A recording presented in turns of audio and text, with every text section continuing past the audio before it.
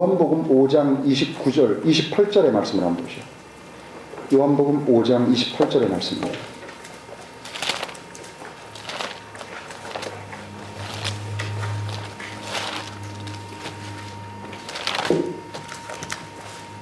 오 장 28절. 이를 이상히 여기지 말라.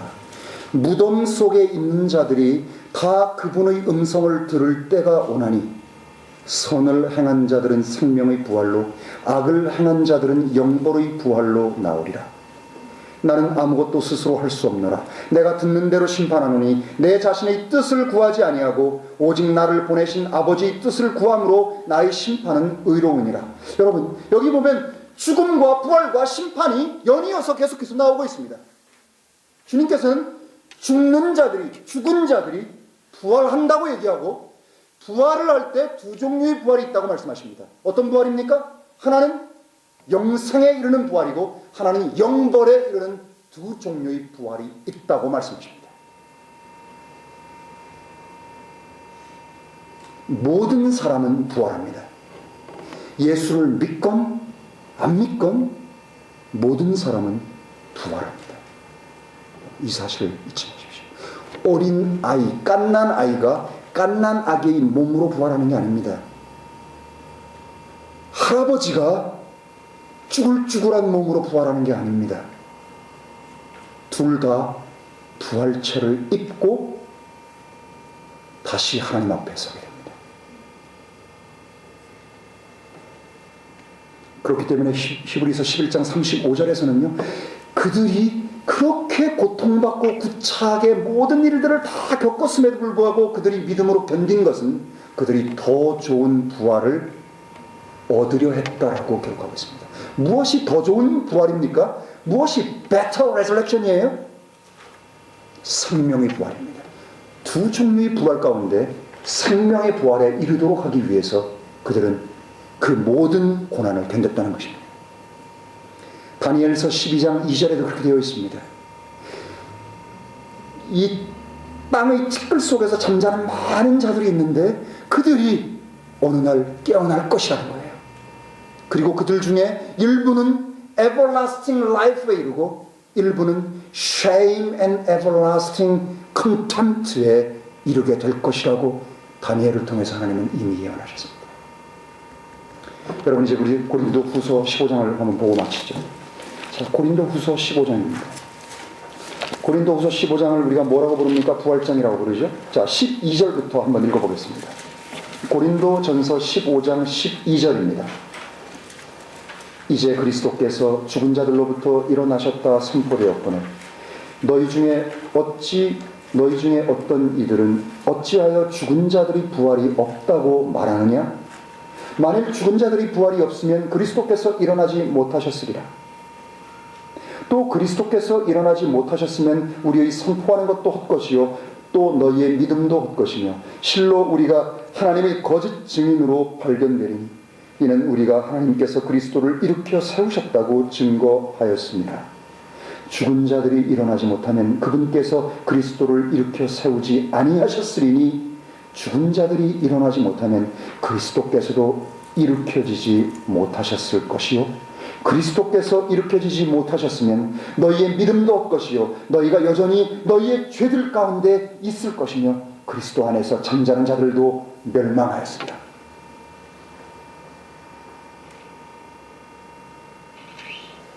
여러분, 이 말씀을 읽으면 금방 이해하실 겁니다.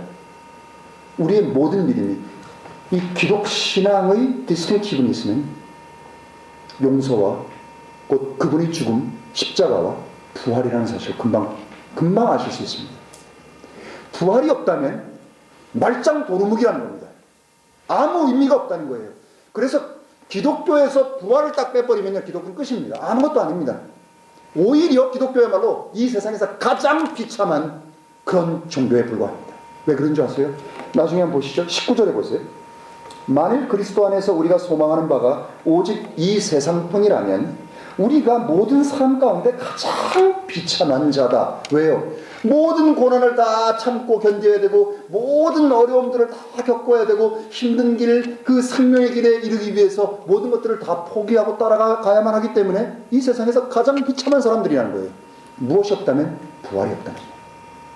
그러나 그리스도께서 부활하신 것이 분명하듯 너희의 부활이 명백히 하나님에 의해서 예언되고 예고되어 있으니 이 부활이라고 하는 것이 우리 안에 예수님의 부활로 말미암아 이제는 살아있는 생기 있는 소망으로 우리 가운데 왔다는 사실입니다.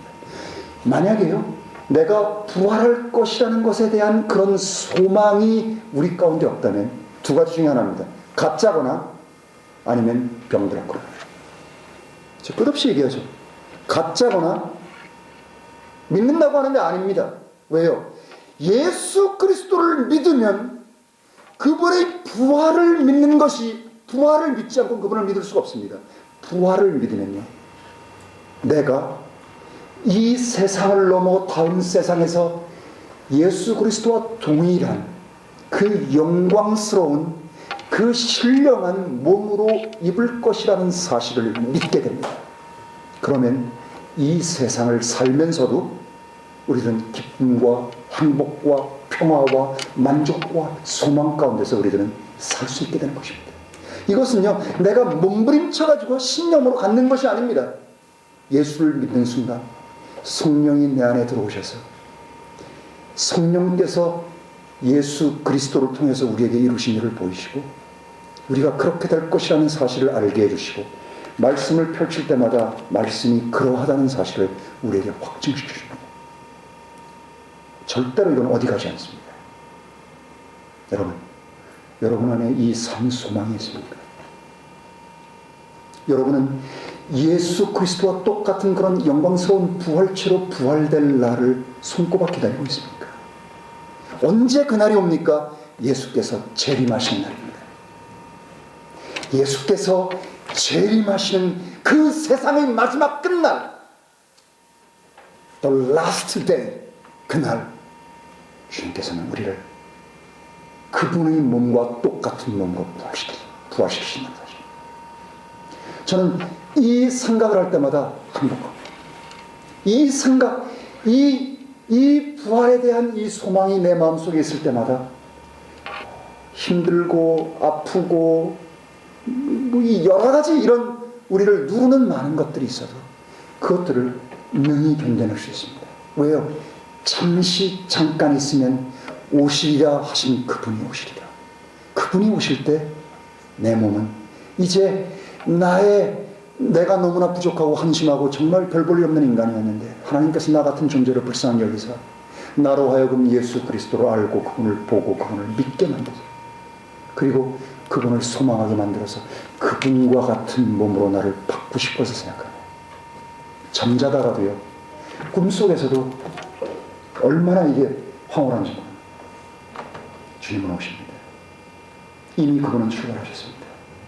주님이 오시는 걸 표현할 때 영어로 뭐라고 표현합니까? He is coming. 희한하죠? 영문법 아는 분 한번 생각해 보십시오. He is coming. 그분 출발하셨습니다. 오고 계십니다. 주님이 오실 때 고린도 전서 15장에 있는 말씀 다시 또 읽어보십시오. 사망아 너희 쏘는 것이 어디 있느냐. 사망이 생명에게 삼켜지는 일이 벌어집니다. 사망은 가장 큰 원수입니다. 죽음만큼 두려운 게 없습니다. 죽음이요 생명에게 삼켜집니다. 그럼 어떻게 돼요? 생명이 지배합니다.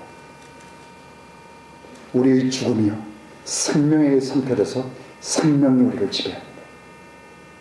썩을 것이, 그걸 고린도 후서 5장에서는 썩을 것이 무엇에게 삼킴받았다고 똑같이 스왈로우드라는 표현을 썼습니다.